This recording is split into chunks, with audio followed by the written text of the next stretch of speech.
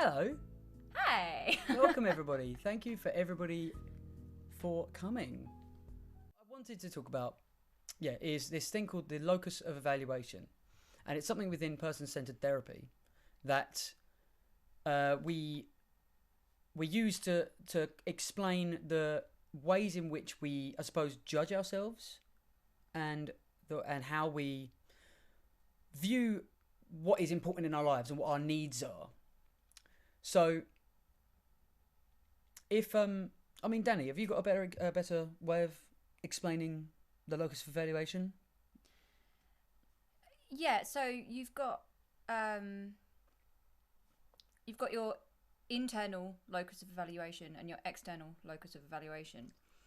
Your external locus of evaluation is looking to others for validation, and Yes. your internal locus of your internal locus of evaluation is where you can fulfill that yourself.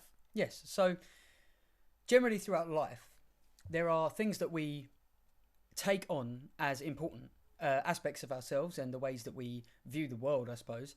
And these things can be very inward looking. So if it's something that it truly matters to you as a person, then you will be then that is said to be the more optimum way of viewing life, I suppose. So if I have a strong internal focus of locus of evaluation, then that means that what's important to me is things that truly matter to me. Whereas if I had an external one, it means that I only really feel like that's important because other people believe that it should be important. Does that make sense? It's the way that I look at it is you do things to please other people rather than yourself. Yes. So, or not as I suppose that is an aspect of it, but it also entails a load of other things as well. So it's way more complicated. If than somebody's that, told you, let's look. It might be easier if we just look at an example. So, for an example, if you grew up in an environment where people said, if you don't own this thing, so like when say you're a kid and there's a toy and all your other kids have got that toy, and you start to believe, I'll only be happy if I have the toy. Because other people have got it and they've implied or outright told me, you need to have this toy. And it becomes important to somebody because other people have dictated that is the way that it should be. So if we expand that out into other aspects of life, that could translate to people pleasing and not looking after yourself properly because you are so pent up on like creating an appearance rather than really looking at yourself. So this is why I think it's really important to think about this as we move into the subject of social media, because social media seems to have had this weird link that seems very easy to kind of understand when you view it through the lens of the locus of evaluation. So something I have set up here is some stats. So we're right in the way of it. So we've got to the other side. Here some numbers. I'm just going to put our heads right there. We've got some numbers here, which essentially says how prevalent social media is really within our lives. Like this number here, 99% of social media users access it via mobile, which implies that we mainly use, the internet portably rather than on at a specific time. So it can kind of dominate a large amount of our times because it's always in our pockets. Like the amount of active social media numbers is like almost half the planet. So people just on social media is half the planet. And I mean, if you really factor in and consider poverty-stricken countries, third world countries that might not have readily access to the internet, that means that even though considering that big number, a massive part of like the first world is using social medias.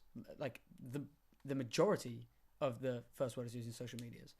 So I just, that I looked at these numbers and I really thought this is really showing the prevalence of social media. What does that really mean? What can we grasp from this? What can we glean from this?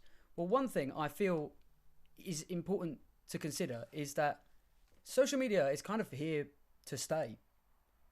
I don't ever think it's really, in my personal opinion, I suppose, I don't think it's going to go away. I'm not sure on that front, to be honest. No, okay. I feel like it's going to change into kind of something else. So, like, how do I explain it? I feel like specifically something like Facebook won't be around forever. It may have been around for a long time and probably still will be around for a long time. But I think it will change in the future. Yeah. I don't know what to, obviously, because we don't know what it would change to, but I reckon it would. It definitely could. I mean, at some point. The form in which social media exists now is very different to even how we had it when we were growing up. Like, Danii, what was your first experience of using social media? What was the first use of social media that you can really remember? Oh, it was MySpace. MySpace. Or Pixo. Pixo's a really good one because I had one of each. I think they were literally, I probably made them about the same week. Yeah, it was a bit of a trend at the time to have a Pixo or like a Free Webs or something like that. That's such a throwback. I loved my Pixo. I was really, really proud of it because I did all of the little codey bits to add links and everything, and I was like, you could have like a chat box. Yeah. And the chat box essentially worked like a live chat room. Yeah. But it was like just in one page. You just think, I just go on a whole website to do this. Yeah, so I had like my chat room in a tab. Oh, I've got a bit of hair. I had like a tab with, you know, all of my favourite things on it with like animated pictures and everything. Yeah. And I had like you get like themes. Pictures of your friends and like write little descriptions of them on like a My Friends page on the website. It was great. It was good. I liked it, except it was, weirdly enough, I remember it being really toxic. I remember being toxic. I really loved mine. I didn't think it was toxic at the time, but it definitely caused me anxiety that I didn't get with MySpace. There was something about people who left comments on your like comments wall, and they'd say stuff like, "Your website is shit, so's your band," and you wouldn't know who it was. But I didn't. And I'd be like looking around like people in my school being like, "Was it you who said that horrible thing to me online? Or was it you?" Because it was all anonymous. There was no like, you know, you didn't have to use an account, did you? You just like left a small message with like a name, and the name could be anything. I don't know about that. I don't remember that. It wasn't like, well, if it was on MySpace, you'd have a profile picture. So people were like, much. I think they just didn't want to be as harsh on MySpace, and it was kind of difficult because it took quite a lot of effort just to comment on somebody's pictures. It's like there was no feed, was there? Of like, oh, they just uploaded this picture. It was just like, no, you have to check their profile. Yeah. Be friends with them so you can see it. Oh, I had loads of links to all my friends' Pixos. Really? On one page. Or Pixo was it? Yeah, you could just kind of like check the website and go on it whenever. But on MySpace, you had to actually like click the pictures on their profiles, and it was really difficult. It was even MySpace was just difficult to get to what you thought it was going to be because people would mess around with the buttons. So like pictures actually went to like your blog, and your blog actually went to like I have a friend that did somebody else's page or your friend list. I actually had a friend that did that, but it actually I'm sorry, this is a little bit crude, but their friends list actually took people to ratemypoo.com. That's just so random. Why would it? That was the kind of creativity. Thought it was funny. Because the thing is, because of that kind of thing, that kind of became the purpose of MySpace. The purpose of MySpace wasn't to really check in on other people's lives. It was a way of just creating this weird front that didn't really matter in real life. I mean, there probably were people who took it very, very seriously, and people who built careers on MySpace. I mean, Jeffree Star is famous because MySpace exists, which is like the craziest thing. He's like a billionaire. I know. When I originally thought about this subject, I really wanted to go back onto like how things were back then, because I felt like the impact that MySpace had on people was so much less than the impact that, say, Twitter or Instagram has on people. Oh, I definitely agree. And I used to actually put a lot more information about myself on MySpace than I do on Facebook. Yeah, because it almost feels like the quizzes that you do in your bulletin board and stuff like that. Yeah. I used to answer them. Oh, yeah. Very and you could just anyone could see that. Yeah. And it wasn't like, there was no way of catering content then, was there? You couldn't just be like, oh, this picture like my friends can see, but this one anyone can see. It was just like, no, if it's on your page and your friends can see your page or nobody can. Yeah. Like, yeah, like oh no, or everybody can. Everybody. Sorry. Yeah. So like it was really like there wasn't really that much in place, but it didn't seem that risky. No. It didn't seem like I was getting myself into a big deal. You'd meet random people online, but they're always like nice, not people our age, and maybe they made up stuff about their lives, but it didn't seem too negatively impactful on my life. It was definitely a different time back then for social media. And I think one of the reasons for that is because it was mainly targeted towards people our age. It was targeted to younger people. So I think, weirdly enough, I think that people, the older, more experienced, well, maybe more experienced, but Facebook appeals, particularly Facebook, I suppose. Twitter probably does as well. Instagram might on some degree. I think Instagram's probably aimed at that similar MySpace age people. I think that they use it more than anyone else. I feel like Instagram is the new Tumblr. Yes, Instagram is pretty much like Tumblr. I never used Tumblr. That. There we go. I never had a Tumblr. If anyone used Tumblr, let us know what your experiences of that were.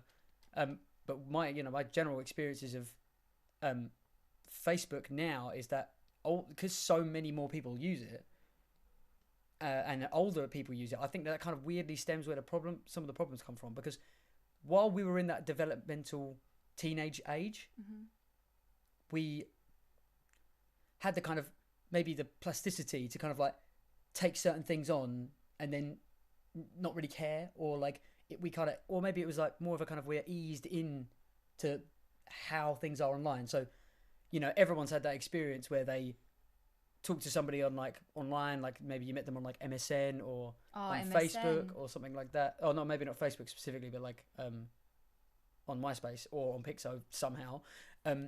You'd meet someone there, and it turns out like a load of the stuff they're telling you is like not true, or they elaborate loads of stuff about their lives. And generally speaking, your friends looked really different on MySpace than they do in real life. So that kind of like false image, I think, actually it kind of got us used to the idea that don't believe everything you hear online, like don't believe everything you see. So when we view things online now, I feel that we can be more critical about it. Whereas people now, they're older, they didn't have that experience. Like if they're older than us, they didn't have that kind of eased experience. So they kind of just see things online, and unless they're, relatively self-aware, they might just think that's the facts. That's just how it is. I'm actually curious, and I'm going to answer the question for myself before I ask you. Yeah. But what I was going to ask is, what was like your first experience of Facebook? Because actually, mine was my mum made a Facebook to help find family members that were lost, and it seemed like it was kind of like aimed at older people trying to connect with family that they might have like kind of like drifted apart. Yeah, I get that. And maybe like maybe not just family, but like old school friends and stuff like that. Yes. Because whereas it was we were so still easy in school, Yeah. so we didn't need a means to speak to our old school friends, really. Yeah, we hadn't even developed that connection yet. All of the people that we kept in contact with online were people that most of the time they're people that I didn't even know. Well, to be honest, on a separate note though, I wouldn't know one of my best friends ever if it hadn't been for Facebook and someone uploading an old school photo. Oh yeah. Because I went to primary school in the town we live in now, but my secondary school was however about an hour drive away from here. Yeah. So I lost contact with all those friends because internet wasn't really a thing that kids used back then. And I did find people from the past, but when Facebook first started, I kind of looked at it as if like, I don't want that. That's for grown-ups. Yeah, I think the only thing that really drew me to Facebook was that it was it had like apps, and you could play games on those apps, and that just doesn't exist. I hated the games. My granddad used to send me 20 notifications a day for Farmville. I was like one of those guys who was like, I will never play Farmville. I hate it. It just and it really ground me up, and I just think I hated it because I hated it because everyone was playing it, and I thought if it's popular, it must be crap. I had that feeling with Frozen. If it's popular, must be rubbish. Yeah, we're just edgy like that because we were raised on MySpace apparently. So I mean, but sorry, I didn't. So my question was, what was your first impression of Facebook? Well, actually, weirdly enough, the person who told me about Facebook was my dad. So like similar to you, and he was like, "Oh, but like in one day of Facebook releasing, it's got the same amount of users as MySpace." And I was just like, "Yeah, that doesn't mean anything." And then like everybody started it, and I think that we were on holiday at the time, and we went into some internet cafe, and just made Facebook accounts, and I was like, maybe I'll look at it one day. And then when I got to school, because it was the summer holidays, once I got to school, my friend was like, Facebook's not blocked on the school computers because they didn't know that it was going to be such a big thing. And then somebody was like, oh yeah, and you can play games on MySpace on Facebook. Yeah.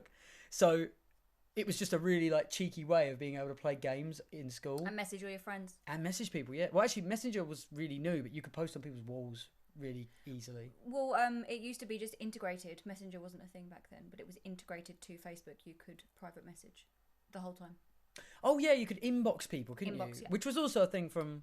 Which is kind of the same thing as Messenger when you use it on a PC. Yeah, it's the same basic thing, except like they've made it better now, I suppose. But yeah, they've optimized it. Yeah, I mean, like, this is one of those things where I say, like, it is still very progressive. Like, we still don't know like where, like what real form it's going to take in the future, I suppose. Apologies for any background noise you might hear. We do have the windows shut, but there are loud people outside. We haven't fully soundproofed yet. No.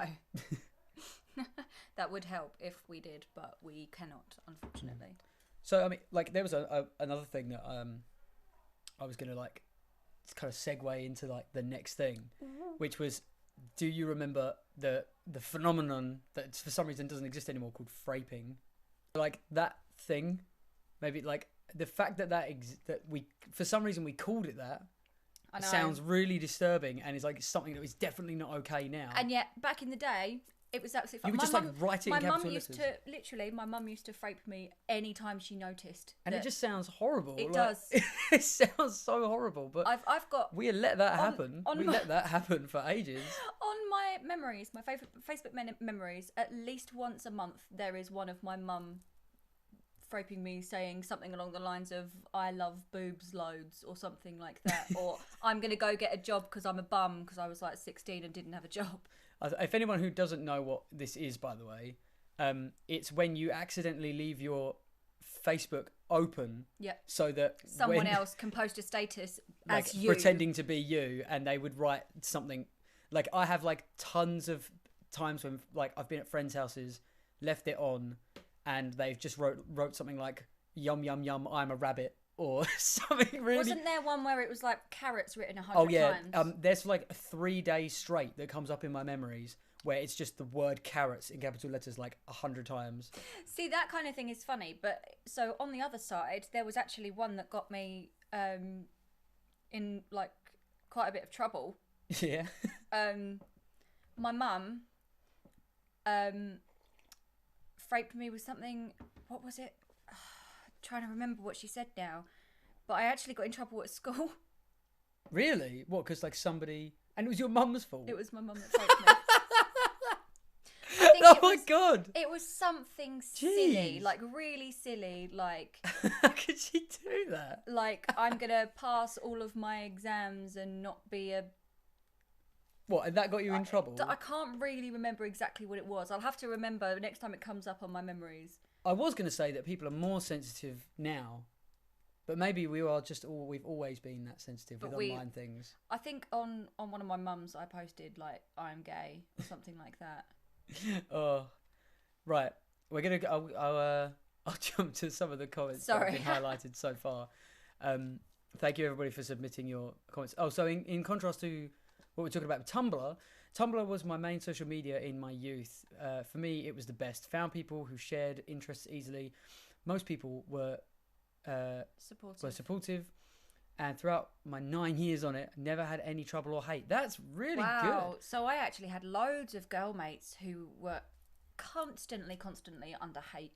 Really? Constantly. It was awful. It was really bad. Like there were girls that were, told to self-harm on Tumblr in my school and stuff like that. Jesus. It was really bad. So I've always kind of just steered clear from it. I suppose it's like it depends on the community. But it's nice to see that there is good Like that came out of it. I suppose if somebody's Pikachu Potter, I'm very glad that you've had a good experience of it, because I've only ever seen bad. it is funny because there always does seem to be, like, I can kind of look into any community, and generally speaking, there might be some kind of toxic behavior there, but some things are definitely like very clean. Mm-hmm. Like I suppose the difference here is if you're a teenage girl and you're on the internet and you're uploading pictures of yourselves, there are always unfortunately there are people out there who will for some reason feel the need to implant negativity onto them. It is a shame. Like they're an easy target for for something good, which actually kind of brings us back to the locus of evaluation, which is that yes, if there's like somebody's having to put somebody down for validation, then that's a serious like external locus of evaluation situation, because they really feel the need to gain their happiness by putting other people down, and it's like you don't have to be a mental health professional or have studied mental health to know that people who put other people down to boost themselves up have got something going on underneath. Yeah, like, definitely. I feel that's quite a normal thing. There's a comment here from Ray. One of the problems I see with Facebook, and probably other forums as well, is the minimum age requirement is never adhered to. Yes. Too many young kids are getting online, getting profiles when they should not be able to, and yes. I totally agree with that. I completely agree. And Facebook is 13, and I think that's wrong. I think that's very low. I didn't think it was low when I was 13. Yeah. I thought, oh my God, I can't believe you have to be 13 to get on this. What's the harm that this can do? I was over 13 when I got my Facebook. I don't remember how old I was. I think I got my Facebook 11 years ago, so I was 15? 14, 15? Well, I think I had MySpace when I was like 12. I had a MySpace for a long time, yeah. But Facebook I got over. In fact, there's anyone who was here last week, or not last week, the week before, the pilot podcast, they'll know that we watched this video with a YouTuber called Dr. Mike, and he says that he really adamantly believes that the minimum age that you should be allowed on social media is at the very minimum 16, yes. and really he said 18 is the optimum, because it comes down to the way in which we perceive the world and how that relates to our mind still forming. So if the brain's still forming, and we get these kind of dopamine hits from likes and comments and stuff, that works essentially the same way that drugs work. So the way that process playing out could have a serious repercussions on our mental health. I know several people that have made Facebook profiles for their kids, like babies. Yeah. A family member of mine made a Facebook account for their newborn baby and using it and posting as him to be like, I learnt to ride my bike today, and then post a video of him riding his bike. But it's not private. It's not completely private. I found that account myself. Yeah, without actually being friends with that person. Yeah. Yeah. And that scares me in itself. Well, the thing that really gets me there is, it's almost like that almost kind of feels like we're moving towards a society of, your parents kind of pick your profile and pick what you're going to look like online, and then you kind of roll with it later on, and then that kind of doesn't seem right to me on its own. Because I understand, doing it to kind of keep track of their lives, like a scrapbook on the internet as such. Yeah. Like, it makes sense. I understand why you would want to do it, but I think that people don't think of possible repercussions that could come from that. Yeah. I.e., people that you really, really don't want having pictures of your child in a bath, you know? And actually, that reminds me, we do have this, we are doing a version of this. We have for our children, we have a folder each, and every now and then we take all of the pictures and videos that we've done and we'll put them on our Facebook page just to make sure that they don't get deleted by accident one day. But they're only visible by us. Yeah, that's the difference. The only people that can see them are us. Mm-hmm. And that makes me think, well, actually, if it's all my mum as well, she uploaded quite a few in. Yeah, if chosen people that we want to see them, very specific people that we want to see them. Otherwise, you can't. Only those people. You wouldn't be able to even find the album. Exactly. It wouldn't even appear. No. It wouldn't exist. You couldn't URL it or anything. Yep. And the only difference there is we're not going to get any likes or comments on those pictures. No. So it kind of makes me wonder, is the reason that these parents are doing these things, is it because they just want the likes and comments? They want another stream of internet revenue, if you will, like this, well, my pictures aren't getting me quite the hit and quite the thrill from my likes anymore. I'm maybe not as interested anymore, but my child's really interesting, so I'll get it via them. And that is also external evaluation, locus of evaluation. So that seems kind of, I feel like that's something that maybe people need to look at themselves. And this is why I've kind of steadied up on posting pictures of the kids on Facebook in general, because I think I've now come to a certain realisation where I don't really want them posted all over Facebook. Yeah, I'll write something funny that's happened. Yeah, but not like pictures seem more intrusive. The only pictures that I would really that I really have posted is very specific ones where it's I posted one of our eldest daughter's disco.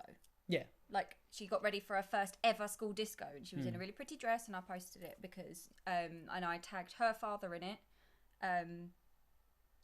And then, because it was, for the rest of my family to see, because I have members of my family with Facebook that I can't picture message or see very easily as well.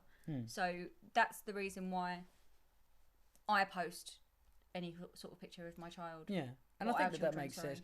I mean, like I said, I think these are all kind of our personal views on it, I suppose. We're looking at this, essentially very biasedly. This is really how we believe, and I can look at, I've looked into some, some research on the effects of social media on particularly young people, and sometimes maybe like older, potentially vulnerable, but just people, I suppose. And they all kind of seem to work in different ways, but the ways that we're talking about this is very personal, I suppose. Like, at the end, if I was to talk to somebody and they'd say, no, I'm 100% happy with this, I'm okay with putting up pictures of my kid online, I'm okay with people putting up pictures, well, I'm okay with everybody seeing them, I want them to comment and like on them, that makes me feel good. In that case, I'd just have to put my hands up and say, okay, if that's what you want, then that's fine. I'm not going to tell you you're wrong, but it is something that we've really... that we personally feel quite passionate about. Yeah. So we've got another question here. Asks, how do you feel? How has media changed during the time of the virus? Probably a lot. I think I've not actually looked into this. From what I personally saw, if I was like scouring Facebook because we were at home and didn't have anything to do, we would see people just like, uploading stuff all the time, like people talking about their updates and things on their lives and things like that. But I really think that people have gotten stagnant and they don't care anymore. I saw at the beginning, and still now a little bit. I've seen some very lovely things happen on social media in general. I don't know whether anyone's heard of it, but the app called House Party. Me and a load of friends that we used to see each other at the pub like every so often. We all made a big group chat just to so that we could have a pub night, and on Fridays we'd have loads of different rooms for everyone to kind of flit about in, and we'd just be on video chat and just have a drink and have a good time. And that happened, and it still happens every week since the beginning of lockdown. Yeah. And I think in a way that has been really rewarding for a lot of people, because most of the friends that I have actually do live alone. So it's really helped some people kind of stay sane, really.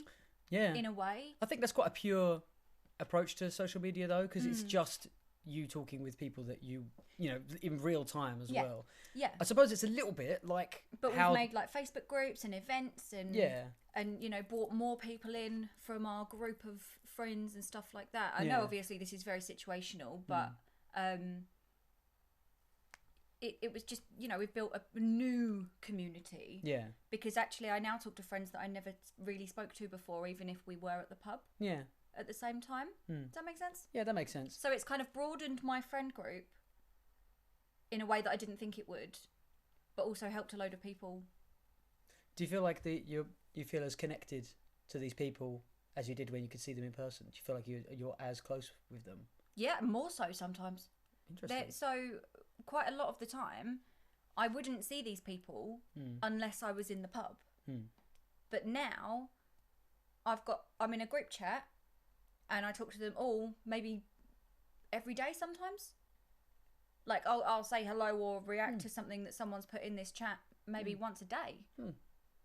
Well, that's quite an interesting. So I'm actually closer effect with of it, these really, people. because I think that there's a lot of people that would say, like, you know, the online experience is not like the same as life.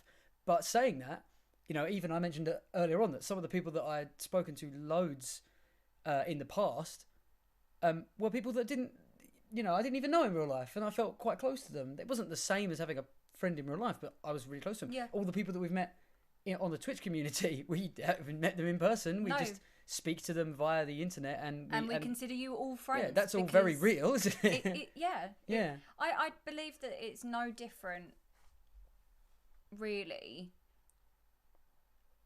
I know obviously everyone says, you know, be careful because people aren't who they seem to be, that kind of thing. Yeah. But I think with Twitch it's a lot easier to know who these people are if they are streamers. I feel that. I think that's true. Yeah.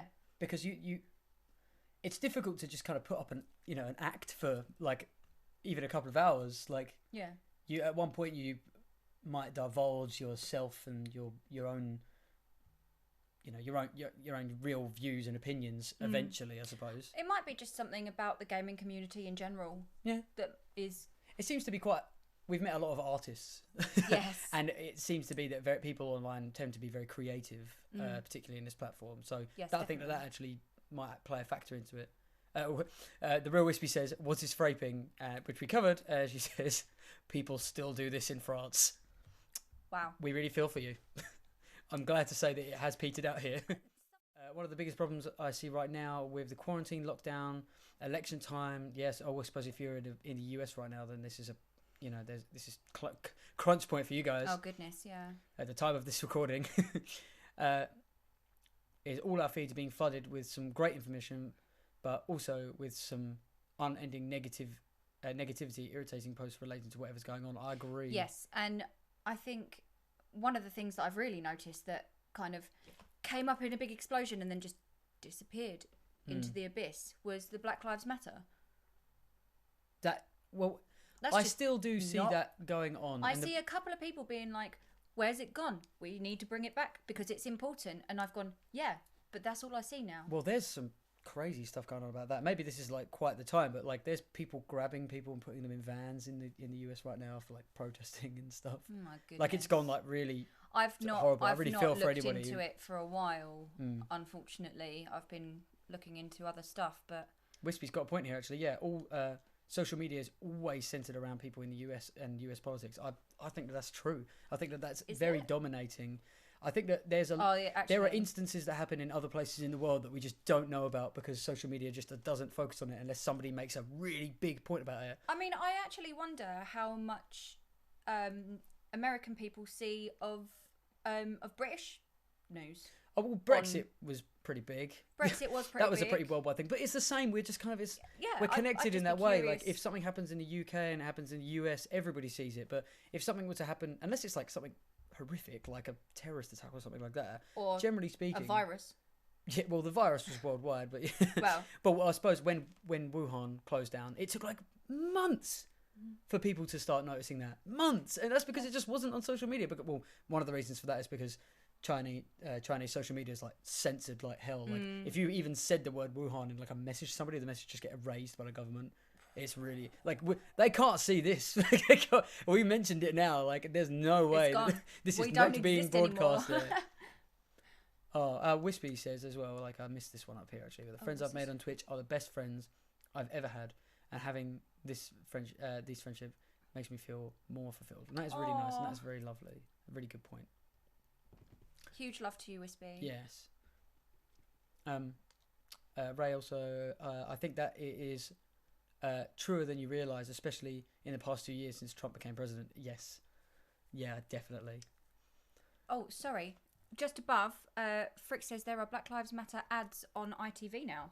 Oh, wow. That's which really I didn't good. know. We don't watch terrestrial TV, so we didn't know that. God, that's a really weird thing. Because we are, I suppose, like, one of the reasons why I wanted to start the podcast in general was because we have really prominent online lives, like most people do. But we don't even watch television. We watch, like, Disney Plus and stuff like that. We have Disney Plus, Netflix, Amazon. We don't even have our TV aerial plugged in. Like, we just YouTube. don't watch TV. We don't watch anything. I wouldn't watch, like, a show just because it was, like, coming out. The only thing was something Game of Thrones, and we let's not talk about that. No, please, because it hurts me. It hurt me so much. Right, but this is not a Game of Thrones. This is not a Game of Thrones podcast. Although I bet we could talk for about 20 million hours about it if we wanted to. Unfortunately, yes, and it would be mostly hate.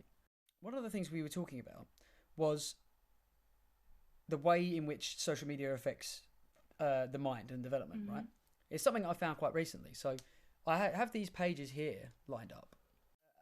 A syndrome called social anxiety disorder, which is anagrammed really conveniently as SAD, which basically says that social anxiety is when, you know, people, particularly young people developing, find it very difficult to relate and to be able to put themselves out in a social situation. So talking to new people and things like that, and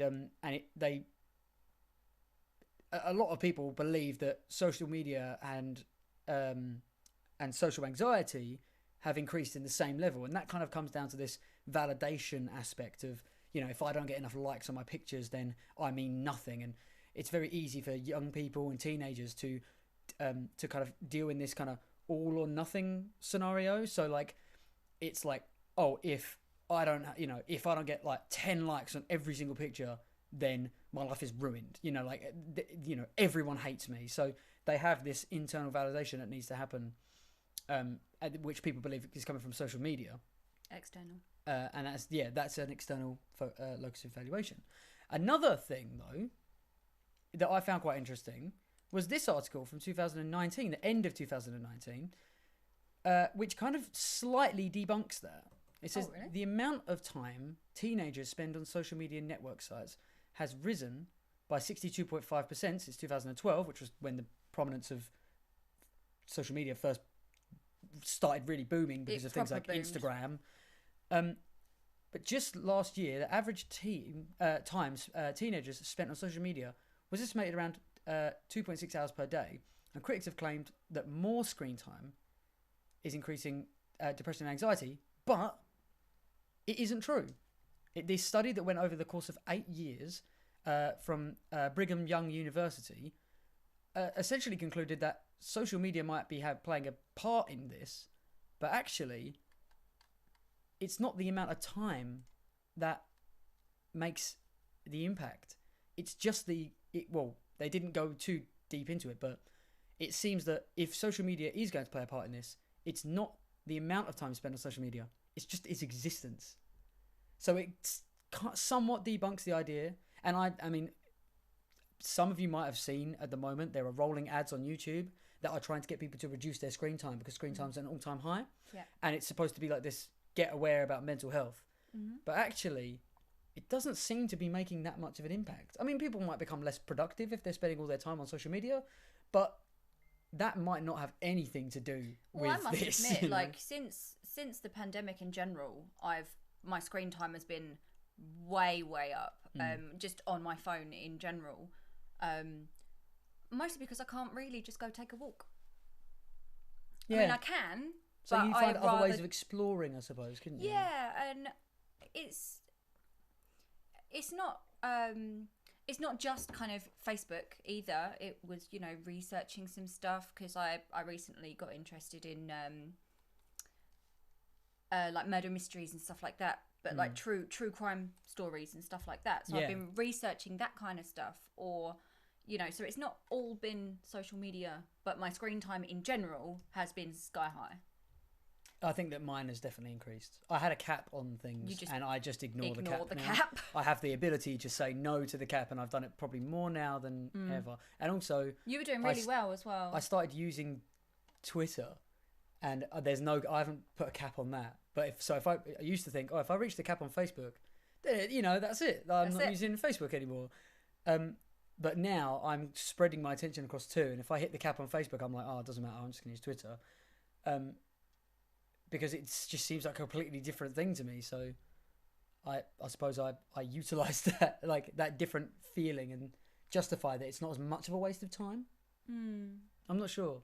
I haven't really properly explored that yet. Wispy says there, sorry, do you want to go back? For me, my SAD gets better when I'm online because it helps me practice social stuff in my own rhythm. That's very interesting. I like that. I wonder about that. That's a good point, because could it be...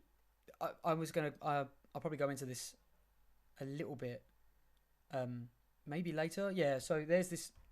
Oh, sorry. There's this kind of phenomenon, I suppose you could describe it as, that happens when people speak online, which is that even though things can become really real and really interactive, and you can just have like even just a video conversation with somebody, which is essentially as real as you can get right now, talking to somebody online, there's still a barrier there. And I learnt about that barrier because of learning counselling online. So like when I was doing my course to be able to counsel people online as part of my training, they mentioned some things that came up. So that's quite an interesting point, actually, that I'll go into. That's an interesting point that you just said, though. You said you'll go into it a bit more later, but I definitely have been more willing to talk to my counsellor sitting in front of my laptop screen than I have sitting in front of her. That was one of the big points they talked about, and there's a statistic that I don't have, but it was attached to that. But yeah, that was we'll go into that a little bit later. I think I missed something up here as well. Social anxiety, never thought about that, but the online bullying aspect is completely out of control at the point that the person being bullied feels there is no way except suicide. Yep.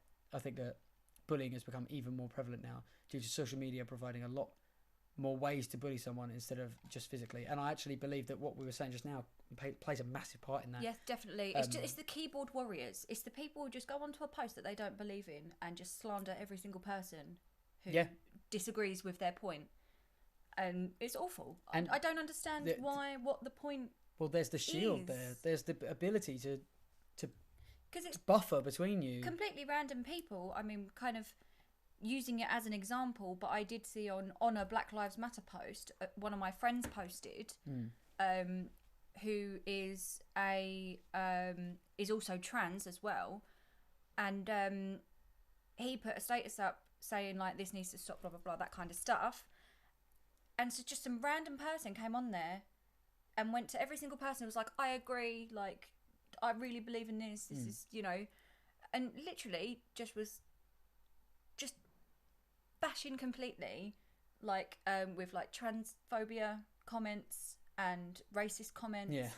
And it's like they've come in to just tell them, like, be racist and transphobic. They haven't come in to kind of go, well, I believe that this is why this is happening and this is why I am opposed to your views. No, it's just I can't even bring myself. Yeah, pure hate. I can't even bring myself to say an example of what they would say because it's just so against. It's just like what I would ever want horrible. Anything like that to come out of my mouth ever. Yeah. Like it. Yeah. But no, like I just don't get it. But it's keyboard warriors like that can ruin people's lives in an instant.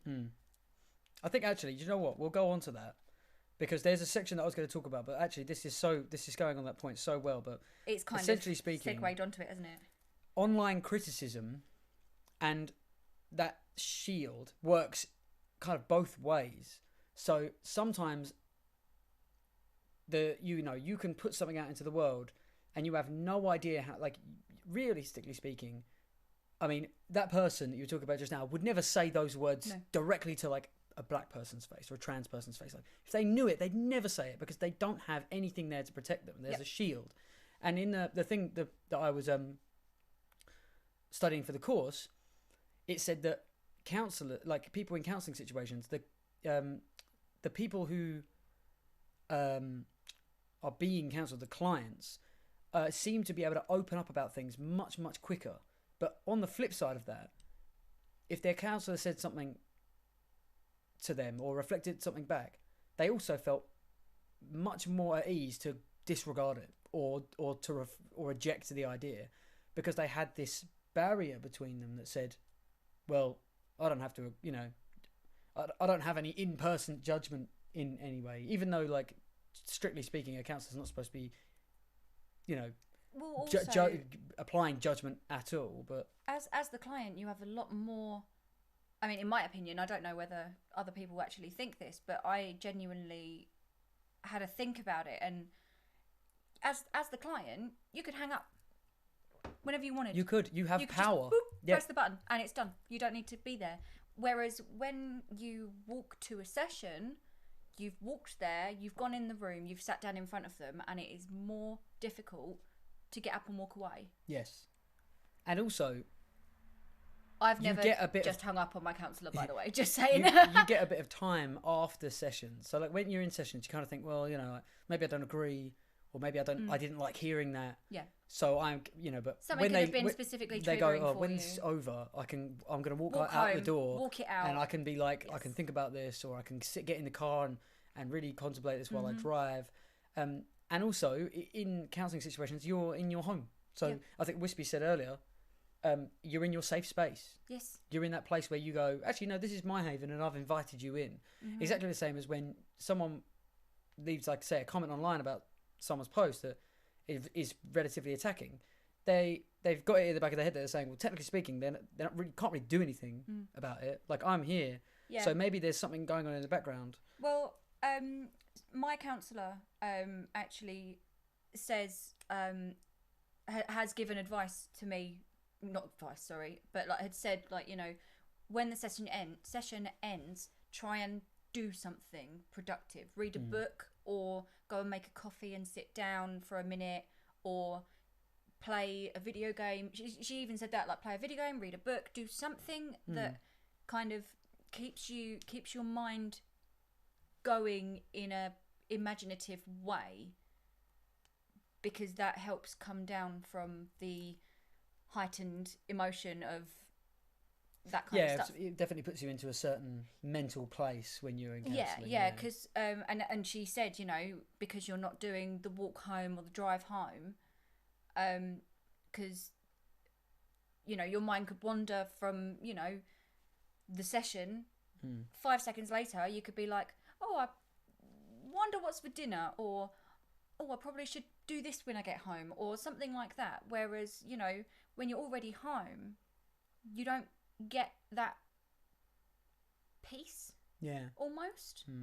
Or like the time for the peace, because you might obviously not have peace as you walk home, but it's that time that you need to kind of.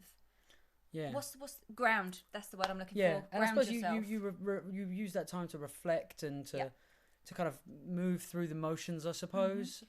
And she was saying that when you do something as kind of, you don't really need to think about it to read a book or play a video game, if that makes sense. Yeah. So that's one thing that she. Yeah, you can do something passive to kind of allow your mind to kind of process, because there is a lot. There's a lot to say about background processing. Thinking about it as well. Yeah, it's in that back of your mind where you're doing something like walking. You don't think about it when you're walking. You just walk. And if you're a person who plays video games, you don't really think about it. You just play. Yeah. So I think that's kind of the reason why she suggests to do that kind of thing. That makes sense. It kind of just replaces that after session activity. And I think it's quite clever, actually, and it's really worked for me. Yeah, that's good. Because every time I finish a session, I've actually streamed straight after. Oh wow! And played a video game. Oh right.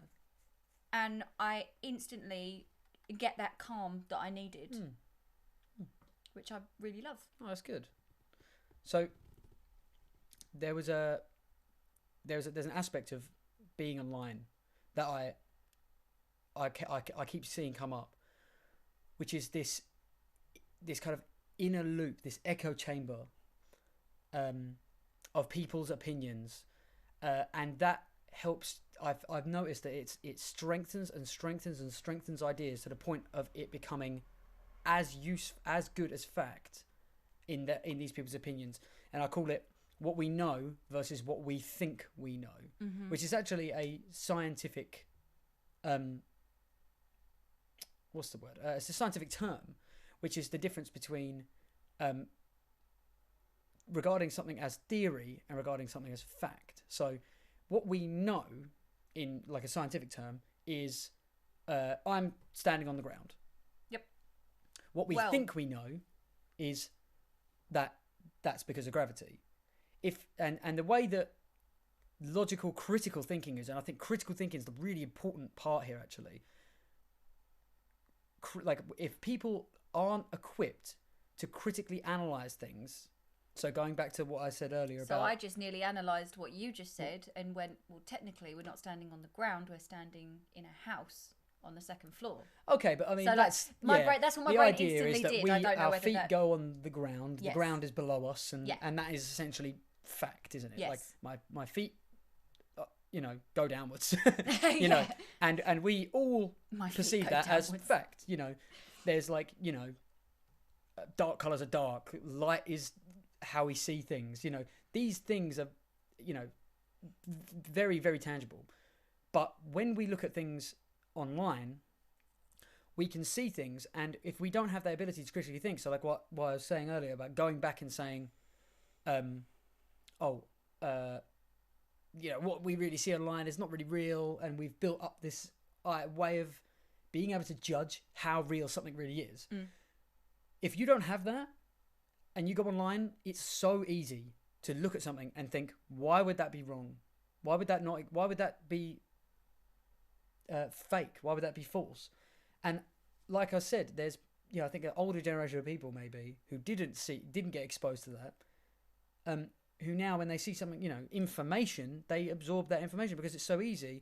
And I know younger people do it as well, and maybe even maybe people below our age group might have that as well, because they might believe that, because they've been online and there's all this information coming at them all the time, that maybe they think this is just the way the world is, and the first thing I see has got to be the real thing. That's just made me think of flat earthers.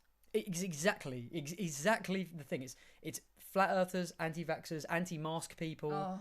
All of these things are just seem to have been generated through the purpose of people wanting to put their information out there as fact without the ability to critically analyze. So when I go back to what we know and what we think we know, is that there's a skewed aspect of that. So science says what we know and what we think we know. What we know is pretty much solid. What we think we know is subject to change. So if we think, the world is round, it is subject to change. It's not what we would consider just straight up facts. So people have taken that and gone, well, in that case, I can create this theory to prove you wrong. And if I believe my theory is correct, then you've essentially left yourself open to being called a liar, being wrong. But we need to be able to look at things and say, oh, actually, you've got this theory and you've made these points, but you also need to be open to the idea of being proved wrong for the scientific method to go through. So when people, and that critical thinking part is really, really important, and I genuinely don't think we equip ourselves very well to do that. I don't feel like it's something that we all ready ourselves for in life. I think that we are quite quick to just assume that things we hear are correct, and it comes down again to that locus evaluation. Like, where are your beliefs coming from? Are they coming from because they're really something that you truly believe? Are they internal beliefs, or are they beliefs that have been put onto you by other people? What are the means in which they've been applied? Have they been sought with saturation and aggression from people online? Is the way that you view yourself put down to the comments of other people? Do you require that to function and be happy within yourself? Do you require people, if I upload a selfie and everyone says it looks great and I look beautiful, You are beautiful. well, see, look, that's lovely, but do I need that? I mean, it's great. Look at the smile on his face. Well, and this is the thing, like, that's where I suppose the line can become blurred. Like, yeah, it's nice to hear that, but how necessary is it? Mm-hmm. How nice is it to be the one giving that? How necessary is it? If we see something online, how quickly do we question it? And is the questioning unreasonable? Because I think a lot of people have looked at that, particularly these the group mentality of things like flat earth and anti-vaxxing and things like that. They're really stemmed in this, you can't trust any professional because you can't see the scientific backing because you don't understand, because we don't understand it. Mm. So if you say, well, I can't zoom myself out and look at the planet as a sphere, why would I believe that it exists? Mm. So one thing I do want to quickly mention is Fricks has just said we all need dopamine, and while yes, that is extremely true, we need it in a healthy way. Yeah, it's very easy for that process to get hijacked, which is the reason that hard drugs exist. That it's so easy to posting pictures of yourself on Facebook. It's so easy to allow that to become the thing that you use to validate yourself, and you having that background structure to prevent you from going full on, like the most important thing is this. Really comes down to I suppose the building blocks of how you view things in life and what is important to you and how you got there. Counselling is a really great way of people being able to look back on their lives and say, actually, maybe the only reason I'm like that is because of this. And it's like the difference between being a brick in the wall and knowing the bricks around you, but not being able to see the bricks at the bottom. And counselling, I suppose, gives you this ability to kind of come out and look at the whole wall and go, oh, okay, so that was why that was built and that built and that built. Whereas, do we all really require counselling? Is counselling 100% necessary for anyone who's going through these problems? I personally believe that everyone could do well with some form of counselling. I think counselling's fantastic. I think that if it was available to you and you could take it, even like very infrequently, it would be valuable. Like, once every 2 months, because just for a little checkup, like you would with a doctor. Yeah, exactly. I think that'd be great. I think that would be absolutely incredible. I think it'd probably make the whole world a better place, in my opinion. So I have this like idea of being able to create an environment of learning at a young age that applies this critical thinking so that it can kind of preempt the issue.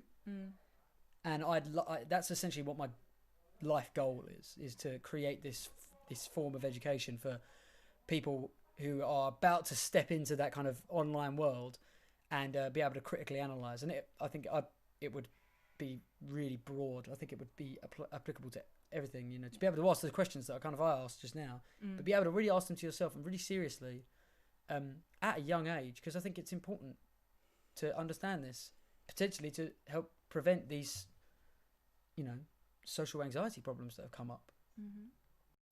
Let's talk about cancel culture. This is the fun bit. Cancel culture. Cancel culture. Not council. Cancel. Cancel culture. So. Say that fast 5 times. Cancel culture, cancel culture, cancel culture, cancel culture. I think I did that pretty well. That was alright. Right. Go. It's like the biggest thing on Twitter right now. It apparently only exists on Twitter as well. I would have never heard of it if I hadn't been on Twitter. I would have never. I heard of it from people talking about Twitter. I only have a Twitter for my Twitch account. For my live streaming. So I'm just sipping my new tea. If anyone doesn't know what cancel culture is, a brief explanation of it would be that if somebody has done something that people find unacceptable on any level, then it will become a movement in Twitter to have that person's career or public image destroyed. So it's the attempt to lessen, I suppose, the entire value of another person's existence online.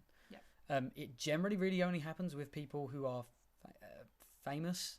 Really, it's a famous people thing. They can be famous from like varying degrees of fame. So it could come from like small YouTubers or small Instagram influencers, all the way up to like A-list celebrities, like AAA people who are like have got like money coming out of every part of them. Million subscriber people on YouTube as well, which is... And also on Twitch, it became quite a big thing recently that a lot of people went through that kind of treatment.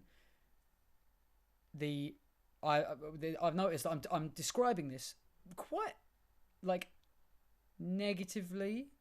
I believe that it is somewhat negative. There's some good to it if it's true. Yeah. I think that it is very complicated in that sense. It's extremely complicated. It's really complicated. We could kind of talk about this. It's really. I'm trying to figure out how I want to actually explain it properly. Yeah. In a way that I feel. I think. How do I explain it? If there's somebody online that has done something horrific, it is natural for people to believe that they need to be punished. Yes. And the easiest way that people can seem to do that is to congregate everybody together and create a movement, which people have now dubbed the insert person's name cancel culture.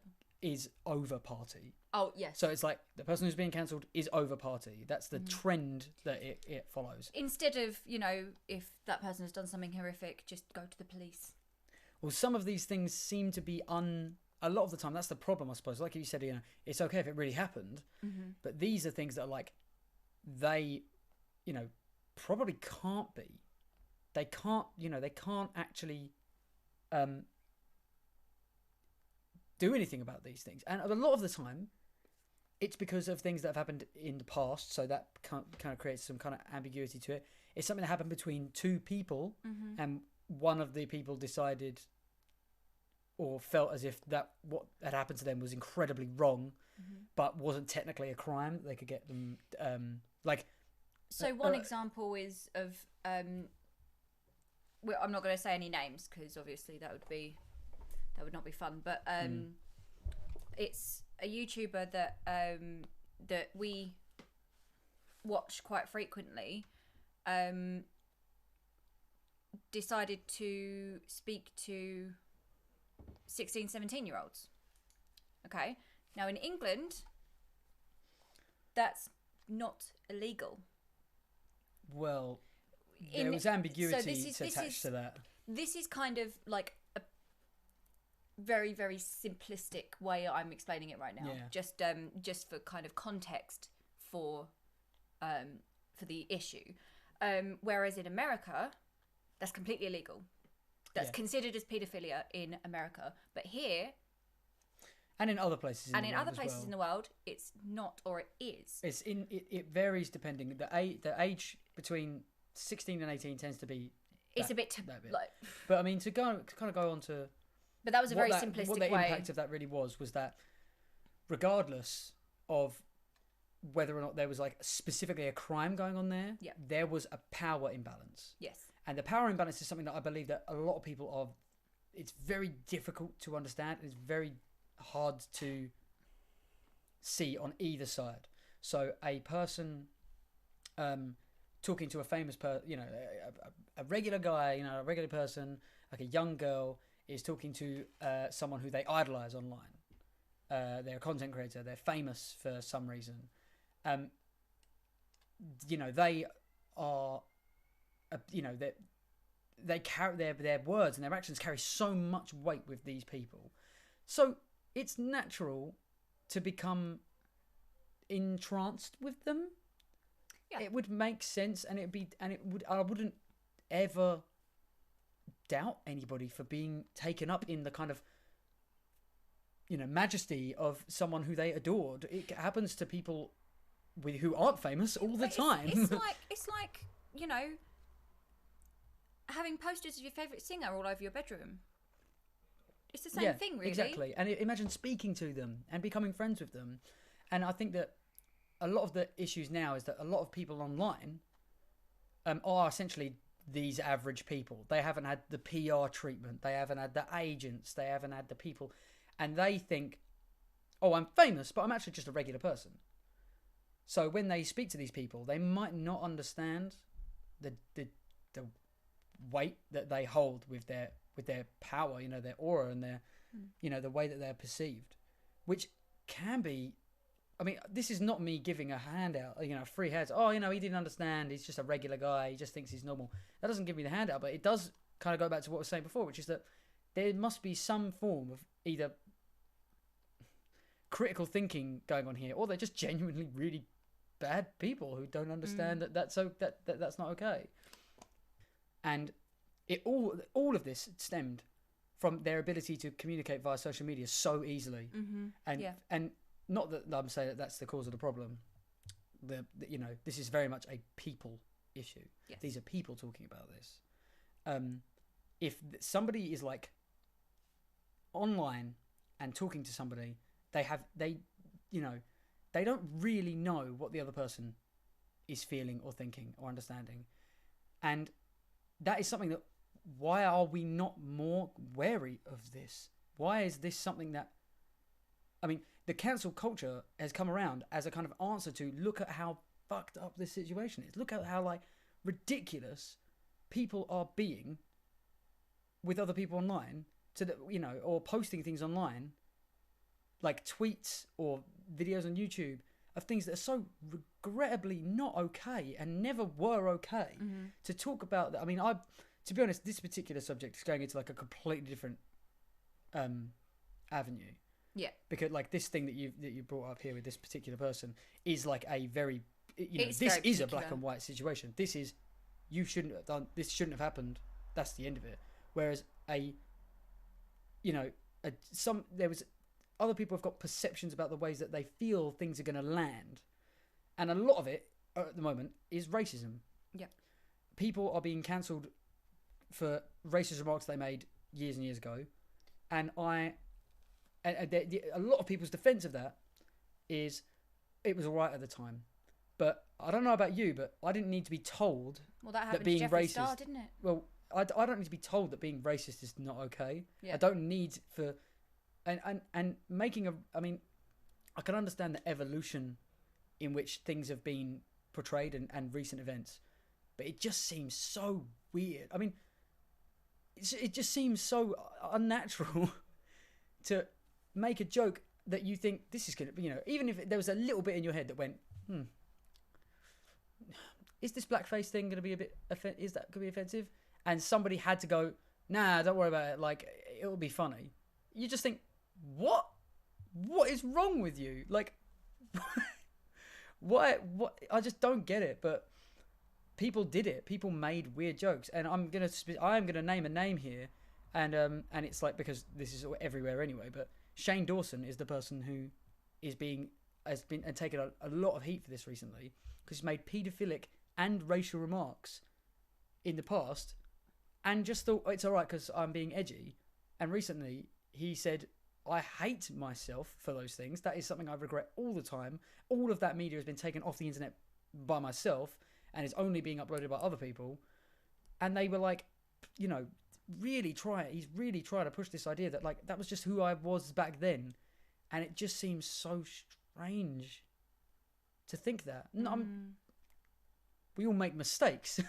What? But this isn't, Shane Dawson was also a child at this point, really. He was a teenager, yeah. So, and...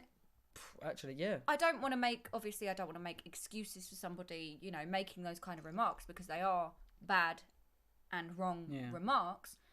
However, this is where, again, going back to having social media as a young person is toxic because, you're still learning. Yeah, you're still learning how to present yourself. Be, and,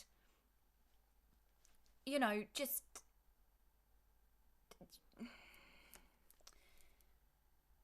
I think you got a good point. I can't really explain exactly how I wanted to, but yeah, it's they're still learning what's right and wrong. I'm still learning what's right and wrong. Really, I think everyone does for their whole life. But considering for the Shane Dawson specifically, he was very, very young and still learning the ways of how to be. And I don't want to make an excuse for them saying those things, but I genuinely try to look at things in a way of, well, what was it they were going through at that point? Why would they have said it in the first place? And this is where I've kind of gone, well, actually, they were young and might not have known that that was a really terrible thing to say at the time. I think that's as hard as I came in on that, actually, you've made a quite a good point. The idea that we change as we get older is something really important. And it's one of the big issues around cancel culture is that should we be being judged for crimes that we did, or social crimes, we'll say. I was going to say, because it's not really a crime. That happened but 10, 20 years ago, 10, exactly. 15 years ago. Because, even there's a thing in the law called the statute of limitations, which means that, essentially speaking, if you got away with a crime for X amount of years, depending on the crime, you just get away with it because you're a different person now. Yeah. That's the general idea around it. And I think that's one of the reasons why they don't convict children. Because they're children. Don't understand. Yes. Yeah. It's a very complicated aspect, but when it comes to cancel culture and the way that they deal with it, it is essentially a mob of people going in and making these decisions. They become the judges of this situation. And other people can... And it becomes a bit of a Wade thing, which is actually weirdly democratic. If enough people believe that this person should be cancelled or not have a career anymore because of the mistakes they made at some point in the past, then that is essentially the consensus. Well, at the same time, I think it also kind of boils down to keyboard warriors in general as well, who are like, oh, I'm going to find something about this person that could make them look really bad. And then could trawl the internet and find a really, really old video of them going, I don't know, something, even if it's ever so slightly racist, but they could, blast it out of proportion, chuck it all over social media, make hate videos on YouTube, because that's another thing that people do. They make hate videos on YouTube and play clips of it while they're going, look at what this guy said. In this video. This video, they don't say this video is 12 years old. They say this person said this. Yeah. And I think the problem here is the people trying to go back and find these things rather than the person who had already as well publicly apologised and deleted all of them. I think in a situation where somebody has already addressed this thing, then for people to re-bring it up, it kind of brings a bit of a question of motives into the situation. Yeah. Why is this now sudden? Why is it that people are being attacked for these things? Why is it that people have decided to bring them up? What is it about that person and the need to then, essentially eliminate that person's existence online for something that they've already addressed? And maybe they didn't know it's already been addressed. We don't know. And sometimes people do this just because they don't like the look of someone, or they have a slight tone that they don't like, and they'll go, I don't really like this person. I wonder if there's anything I can exploit them for, and then just go, bloop, bloop, bloop. Oh, they said this racist thing 4 years ago, and let's bring it up. Let's bring it up right now and post it everywhere. Exactly. And is that an acceptable way of dealing with things? There's I spoke about him last podcast actually. His name is Steven Pinker. He's a psychologist. Sorry, very quickly, could be blackmail too. I totally agree there, Wispy. Oh, but the blackmail aspect of it is actually really... That's very true. That's a really good point. The aspect of... Steven Pinker. Yeah, Steven Pinker. Sorry, he's a psychologist of language, specifically. He works for Harvard University. And he has come outright and said cancel culture is is toxic and it's So bad. toxic. And he's become really against it to the point where people then tried to cancel him over it. And he wrote an article called "I Will Not Be Cancelled." Love it. Now there's people who I think you've got it coming. Oh, definitely. You've got it coming. Like, I'm sorry, guys, but J.K. Rowling's got it coming. I mean, that's the thing. So, as much as I understand that people like J.K. Rowling, and I know that she's saying some really, really horrible stuff at the moment. Whereas, yes, she's saying horrible things. In my opinion, I think it's not something that she should just be like massive hate over her. I'm aware that she's saying horrible things, and I disagree with the things that she has been saying recently. However, that's her opinion, and she has her right to her opinion. Because, say for instance, you walked into a room of flat earthers. Yeah. And you were like, no, the earth is round. And you like were completely against their opinion. And they all jumped at you and started like, you know, shouting, swearing, being horrible to you because you don't believe in their opinion. That would make you feel like crap, right? Yeah. So this is why I believe that like cancel culture in general should just go away. Because that's the thing. I'm aware she's saying horrible things, and I disagree wholeheartedly on things that she is saying, and I am ashamed to have seen her as such an idol in the past.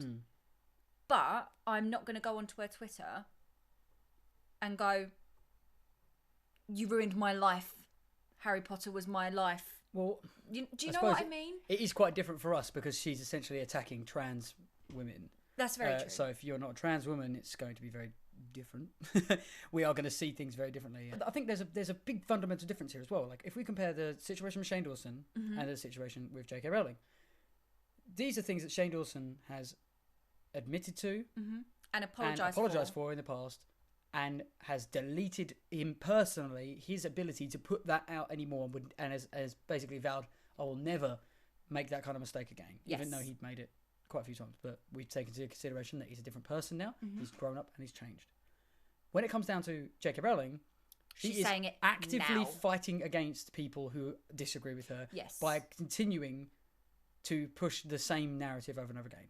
Yes. The difference, I suppose, here is it necessary for cancel culture, as in the, you know, particularly the trending idea of trying to get somebody ruined and their career destroyed by raising awareness of this? Is it necessary? Because with the thing with Shane Dawson, is it necessary for him to now lose all of his followers and his revenue and everything like that now? My opinion, no, not at all. Well, some people believe, the crime was that heinous. They said, well, that's the end of it. You know, you've made too many mistakes. You're done, and we need to step up and make something change. People do go like, you still said it. Yeah. That's what people do, isn't it? Like, they'll just go, you still said it. No matter when it was, you still said it, so you must have had that opinion at some point. Yes. And that is why people do want to do the cancelling, because they're like, well, you must still have the same opinion. The other aspect of this, though, is that, I mean, that's a kind of very specific instance, specific instances in the past that are now being trying to affect his current career. Whereas with J.K. Rowling, surely just the fact that she said these things and people now hate her will be the impact on her career, right? Well, so it's just bringing awareness to people who, if you hadn't heard, by the way, the person who wrote that really great series of books that you love, she's a TERF, or something like that. You know? Think about it this way, right? Think 10 years' time. Yeah. Right? She made a public apology 6 years ago, and people are now doing it to her 10 years in the future, what they're now doing to Shane Dawson right now. How would you feel about it? I don't know. I think that's a good point. I think that because that's the thing. reform of people. We need to allow people to have reform. We need to accept the idea that, oh, you know, I've fucked up.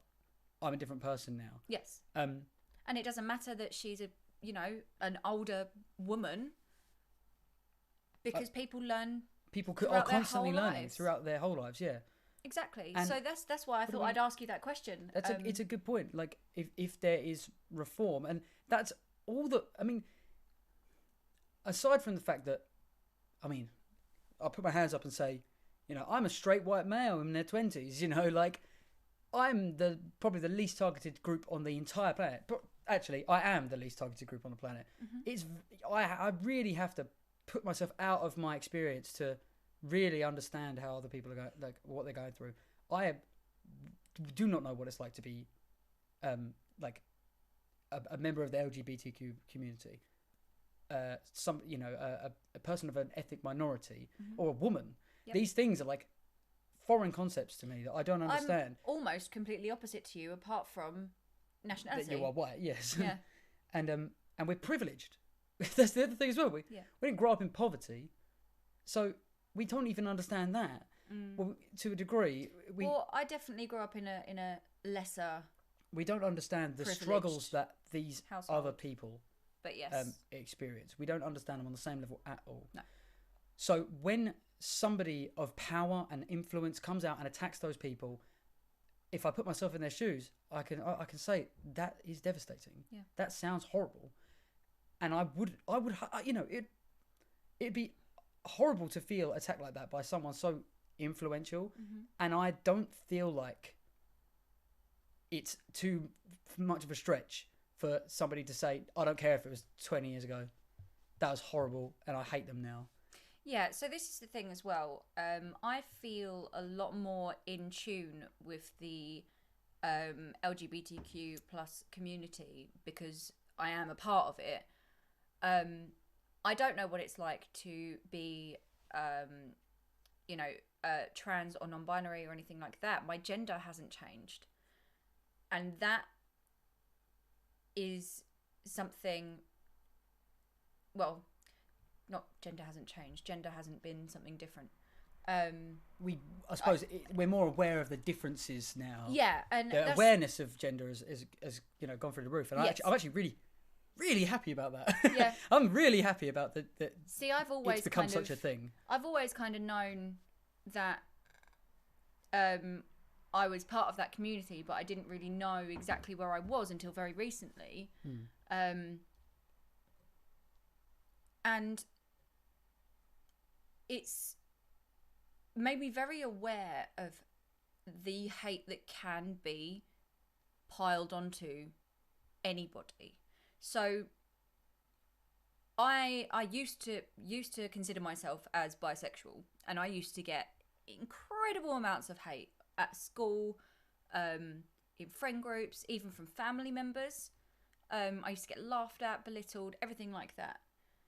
And it's only now where I kind of go, don't really care. Yeah. Don't really care about what anyone wants to say to me if it's something that's harmful about who I am. Yeah.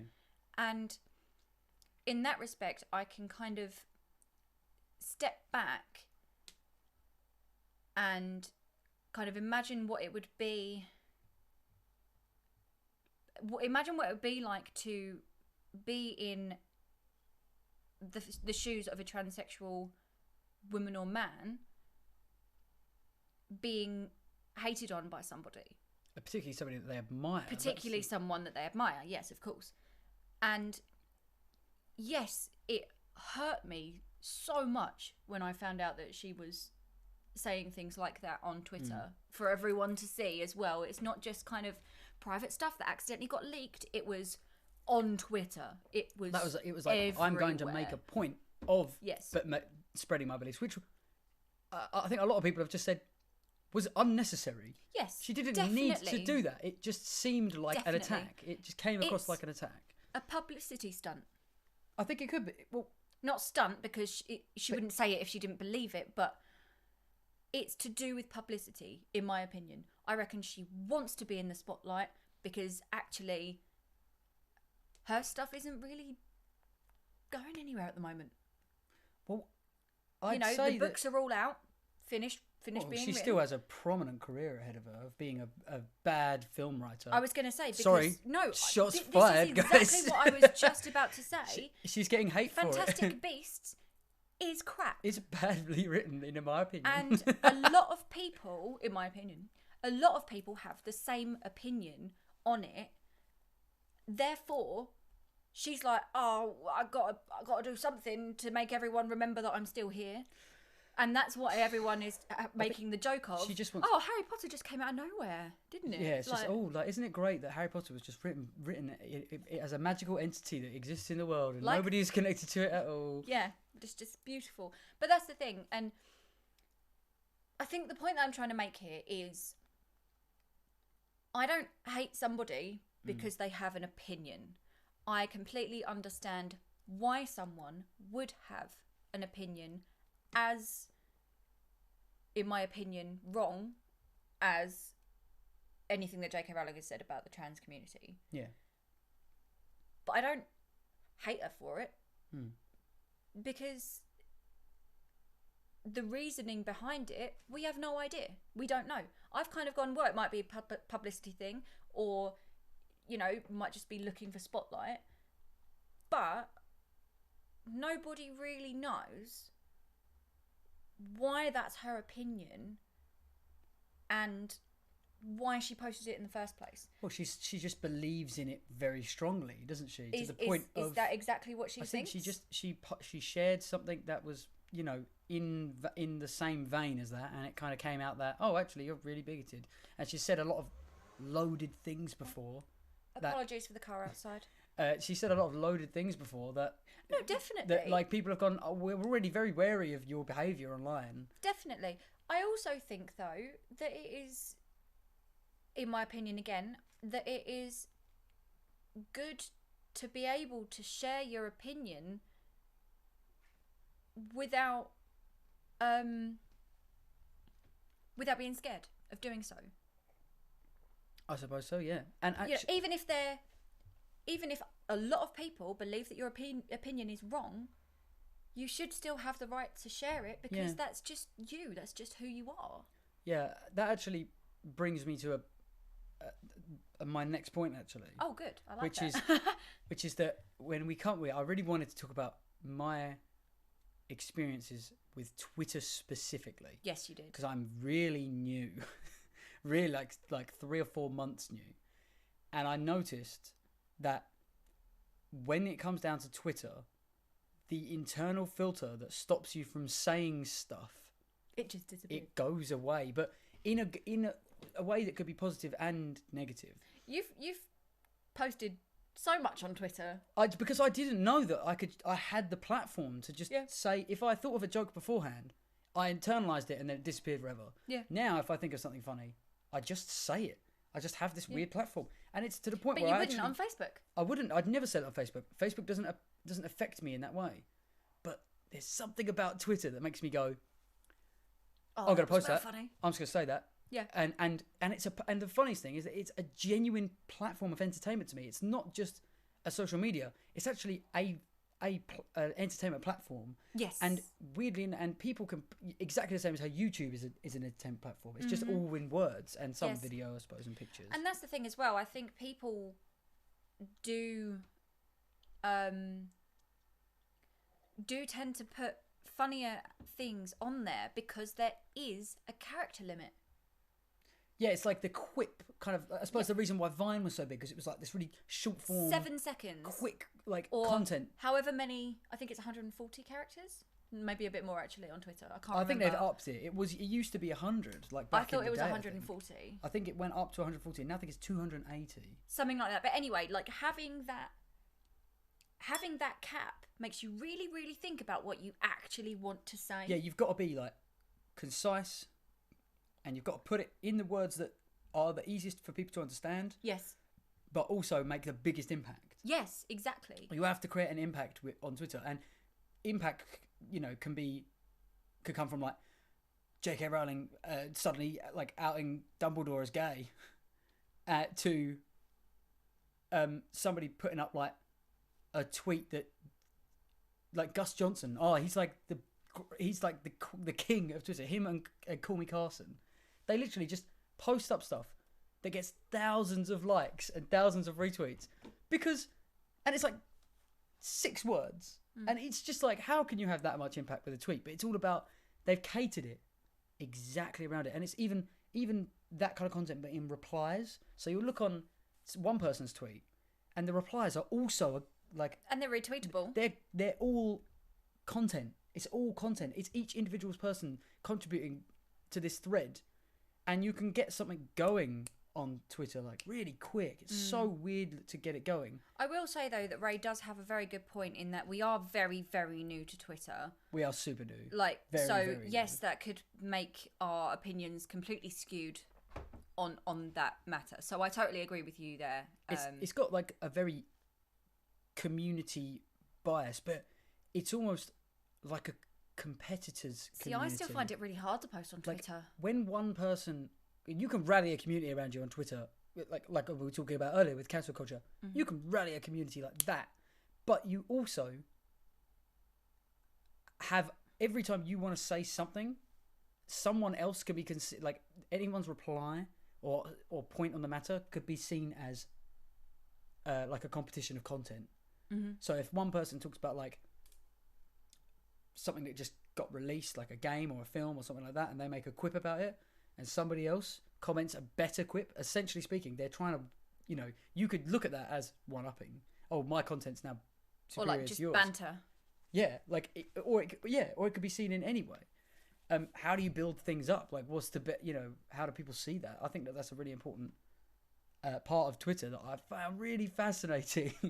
On so many levels. Oh, actually, that's an incredibly good point there, Ray. I find myself more free to post anything somewhere I'm not known than I would post on Facebook, where all my family and friends could possibly see it. That is such a good point, actually. Very good point. And I think that your personality on Twitch and on Twitter are very similar. Yeah. But as like family and friends and Facebook... You're a bit less so. Well, I'm actually. only. That's a very good point. It's a good point because I don't have like a personal Twitter account. No, I don't use Twitter. I also do not. So that I can keep up to date with friends and family. See, the only reason that I've had a Twitter for a few years is because I followed a few of my favourite YouTubers to know what they were getting up to and just to know when they're going live on Twitch and stuff like that before I knew, how Twitch really worked and things like that. So I made a Twitter and a Twitch at the same time in like 2013, 14? Yeah. And they both have the same name. Yeah, so which is actually and they really always lucky did. for you. So, but that's the thing. So I've just changed my Twitter from I'm following 10 YouTubers and that's it, to now, well, it's the same name as my Twitch, so I may as well use it as my Twitch account. Yeah, you just use it as your promotional material. Yeah, because it's side I've content. never It is used essentially it. side content. I've never really tweeted. Whereas I do tweet in a kind of like a... I reply to people. like, this is... I think the other thing as well is that because there is like no... Because it's... For me, it's got this attached... It seems like jokey. Well, it's attached to me being essentially a performer. Because being on Twitch, you're performing for people, you are putting on like a show. The live stream's a show that people are watching. So if I talk about, say, my views on like something that matters to my personal life, I'll probably put it on Facebook. Or if it's something that I think that it matters to people that I know, so something that happened with the children or something like that, that's cool. But that's not what my streams are about. My streams are about being entertaining and so gameplay and just and the community. Community, that's what I was trying to say. Talking about the just community then, is like the thing I probably do the most. So like just I wouldn't post personal stuff on my Twitter just because that's like not. Apart from the beanbag balls. But that was also funny. It's a joke. That's the thing. That's the point. So we posted a picture of just beanbag balls on the floor, being like children, and that's funny and that's engaging for other people because it's a funny thing to have happened. But you don't sit there and go, oh, my eldest daughter broke open the beanbag. Yeah. I'm really annoyed. No, it was just a quick... Just, this thing happened, you can take from that what you want. Exactly. And whereas on Facebook, you would have posted... eldest daughter did this thing, really annoyed. Look at it. Look at these people who know my daughter and then people will would be have like, laughed. have their input that makes sense. People would have laughed. People would have been like, oh, you did that when you were 5. And I was like, and I'll be like, yes, I know I did. I did it several times when I was 5. But it's there's a very big difference between having an account, having a content account and a personal account. Yeah, definitely. Because our Twitters have only ever been content accounts. Yeah. I've never used it for personal ever. And neither have you. And you've recently made one, whereas I've had one for years, but I've never really used it. The interesting thing though is when I say that, like, you know, like, oh yeah, Facebook, I'd put like more personal stuff. I don't really say a lot on Facebook really anyway, because I just feel like a bit more. Things that I would say, I kind of think, oh, I don't really care if, you know, I don't want to be like, I don't want people to constantly see me as somebody who makes like quick jokes and something like that, or tries to be funny, I suppose. Or I don't want to be seen by people I know as someone who is just trying to be funny, maybe. But what I have noticed is that both of these things are still real. Yeah, they still feel real. I don't feel like I'm not being genuine on Twitter. Yes, definitely. And if anything, actually, I feel like I'm being more genuine because your barrier that filter is gone. I'm just spewing stuff. Yeah, it's the barrier we were talking about. Yeah, but like Twitter removes the barrier. Yeah, we still get that shield, I think, because you can take whatever someone says to you on Twitter. You have a shield over you, so you're sitting there going, I can post whatever I want. Yeah, and then it doesn't matter if it comes back. You know, I don't know consider these people, that it could come back negatively on me, I suppose. That's the thing, is I feel like there's a shield there. It might not actually be there. Somebody could say something really hateful to me on Twitter one day, and it might really negatively affect me. But really, like, I don't consider that. Whereas on Facebook, because I know so many people personally in real life, if I say something there, I'll see that person in real life, and they might be pissed off about it. There is no people on my Facebook, bar maybe 10 that I don't know in real life. Yeah. So, 10 people on my Facebook, I believe, I don't know in real life. The rest of the hundreds that I have are people that I have known at some point in my life, where they be school friends or, you know, family members that I don't get to speak to all the time. Oh, sorry. Stuff like that. I think it really comes down to kind of what we were saying earlier on, which is about being self-aware online. Like, can I critically look at what I do and say, and can I critically take on what other people say? If someone is just gonna, you know, I don't know, if I was to write something nice about Danii on Twitter, like go follow my lady or go and watch her stream or something like that, and somebody called me a simp for it, I think that I'd be able to be like, loser, and then just like get over it. In fact, actually, on Twitter, I'd probably be more likely to say something back because of that. Oh, I can throw that out there. Yeah. But I have to understand in myself that actually, you know, if they might say that and that might have been a joke to them, and me calling them a loser might have actually really upset them. So maybe don't do that. That's the thing. That's where you turn around and go, I actually know this is actually my girlfriend. Yeah, I think you have to kind of because like you could have been really hurt by that. Yeah. And you know, like there's I'm not a fan of that word at all. Not to be honest. These situations have happened yet, and hopefully they never will. But that's the open thing, like, to the idea they could. It's a good point though. Like, you could do that, and someone could say that about you. But all you have to do is go, oh, it's actually my girlfriend. It's not like me being like... Oh, legit, I think that would make it worse. I think they'd be like, well, in that case, you're even bigger simp. But... they definitely... Because that's exactly what it means. I also hate that term, Ray. Yeah. It's... Oh... It's a horrible, degrading term. I don't know why, for some reason, that is something that people can say on Twitter. There's a lot of stuff that people... that it's not seen as the same at all. It makes me feel incredibly uncomfortable. It's essentially sexist. It is sexist. It's sexist. And I don't know why that people think that's okay. In a weird way, I look at it as hurtful as being called a paedophile, in my opinion. That's how it makes me feel internally. Like the disgust feeling. Yes, that's exactly it. The weird thing about this as well is that I'm right. So I think it's a shit thing to say to somebody. I think it's really horrible to actually use that as like a kind of offensive term. Yeah. But I have made jokes about it. I have said in a poll in my stream before, like, oh, who do you simp over? And all the answers were Danii. I felt very, very uncomfortable about that. And that's something that I didn't consider at the time. Yeah. That somebody could come back and be like, you said that because it's now not okay. Yeah. It's not okay to even joke about that anymore. And I'd really regret it. Yeah. And I've made that joke now, and it exists. Yeah. So, and I'm talking about it right now. I actually now regret it, like, a lot. Yeah. Because I didn't consider the impact that it would have had in the future, which is a really weird roundabout way of going back to what we were talking about earlier. Exactly. That's the thing. It came up as a word that nobody... someone made it up. Well, it's an acronym, isn't it? Yeah. It's a stupid acronym. It's been made up out of nowhere because one person was just like, this is what you're doing. Yeah. But it's used as derogatory. And now that's the energy it has is derogatory. That one person who made this thing up has now created almost a new swear word. Yeah. Towards specifically people watching live streams. It's men. It's not that. It's men who support women, but they think that the woman isn't good enough to get support from the man. It essentially means like,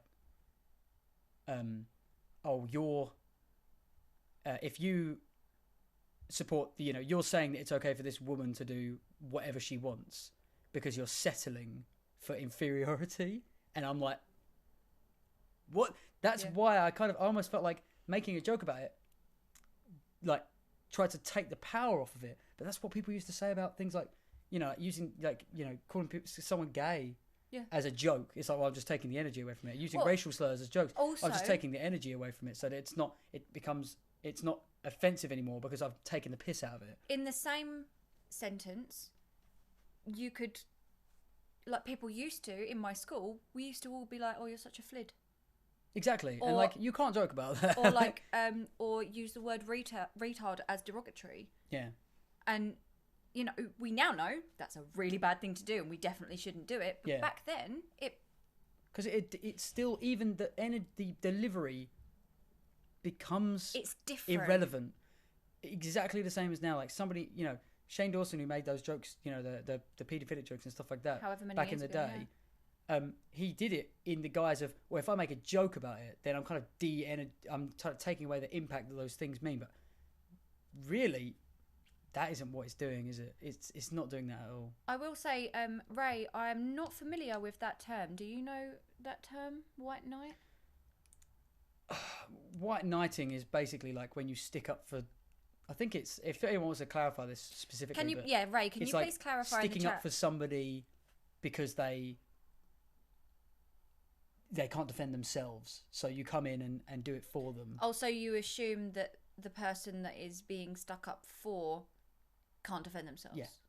Right. Okay. So if you kind of damsel in distress kind of thing. Yeah, pretty much. Wait. It's saving people in order to get in someone's pants. Oh, right. That's even worse.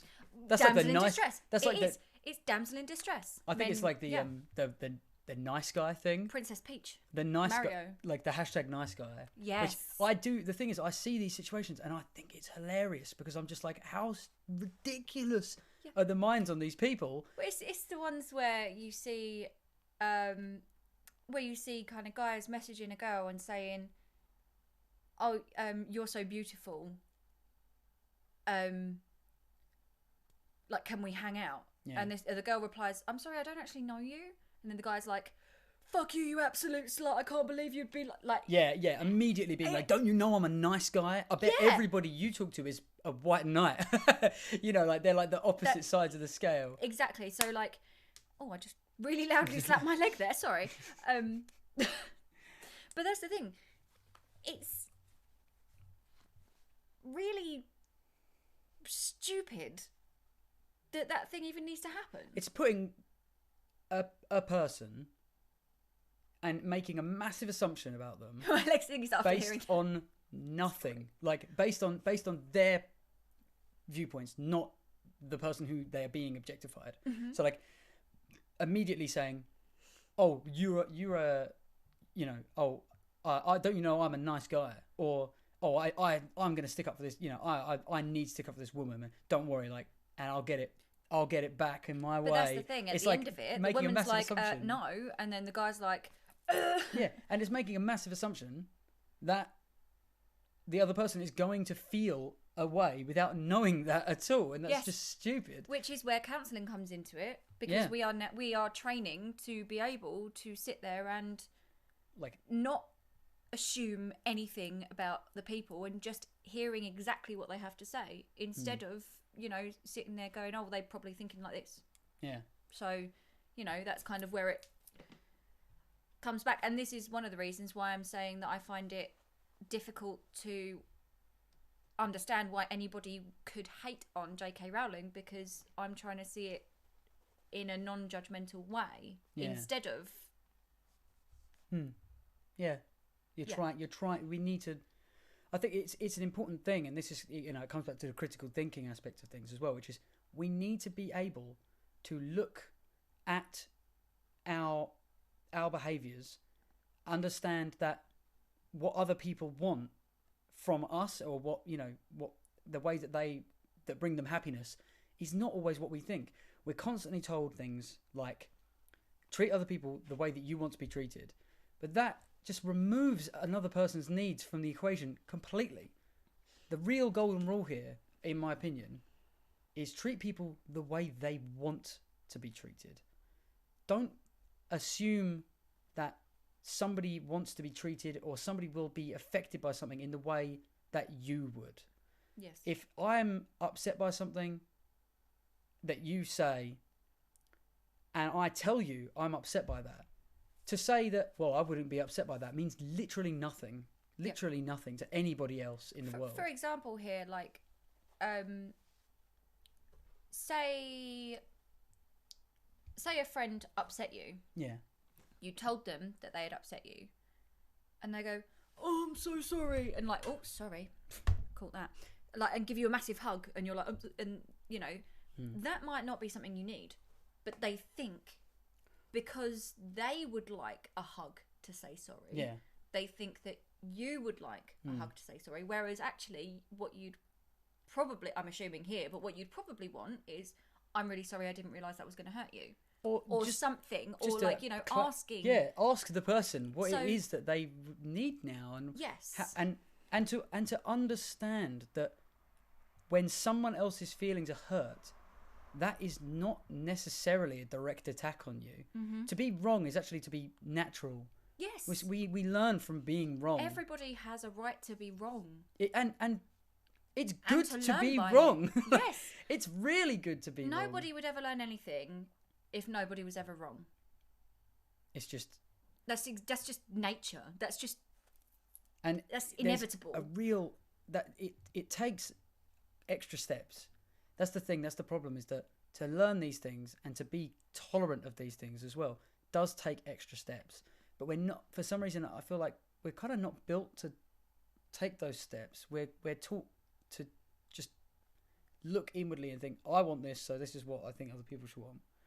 Which is, it's, you know, how do we undo that? How do we rearrange the way in which we teach, you know, like our children about that? Do we tell them, ask every single person, you know, like I've tried to come into, you know, I've tried to adapt my behavior in certain things, like asking people what pronouns they like, as particularly online. It's difficult online because all you see is a name. Yeah, but also in person, because I would also hope that if I slipped up and somebody said, no, that's not me, I would hope that they understood. Yes. Forgave me maybe, but also in return, I will try my hardest to be considerate of that and build on it in the future. I've slipped up before. So a person that we used to know was a lesbian female. They are now a straight male. Yeah. Technically. And I still get it a little bit wrong sometimes, but they're just like, no, absolutely. Yeah. No problem. And actually, no, sorry, they weren't lesbian female, they were non-binary. But then they've completely changed. But that's the thing. I still slip up, and try to say they or them, which still they are fine with, but actually it's he. It's he now. It's he now. And I think as long as the person is willing to go, oh no, actually it's this, then there's absolutely no problem with that. Yeah. However, if someone if you, so, because for instance, I could be sitting here and people in the chat could be looking at me going, that's a female. Might not be.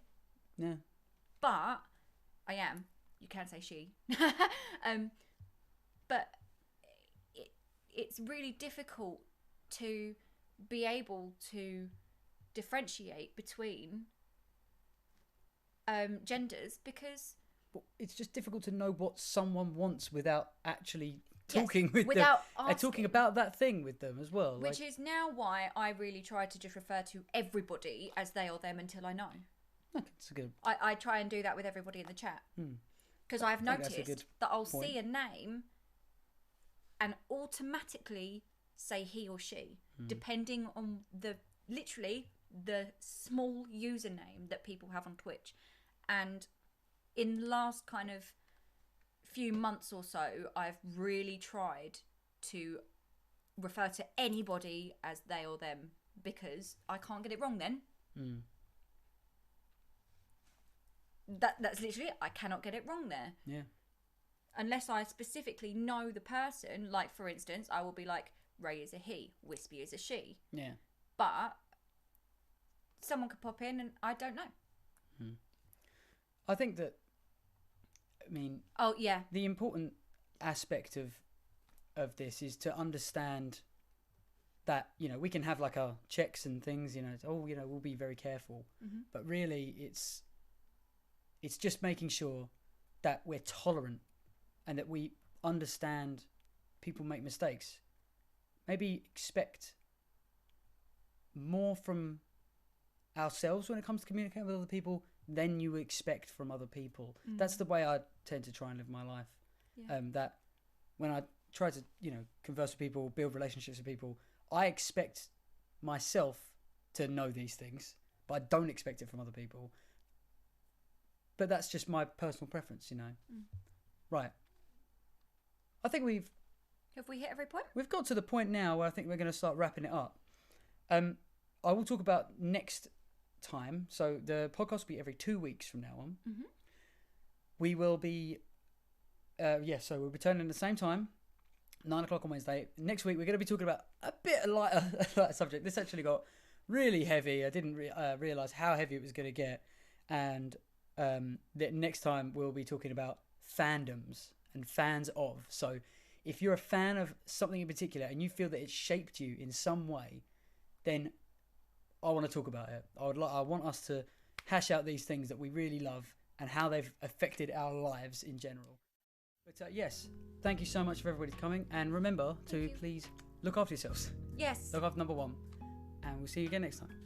Bye bye.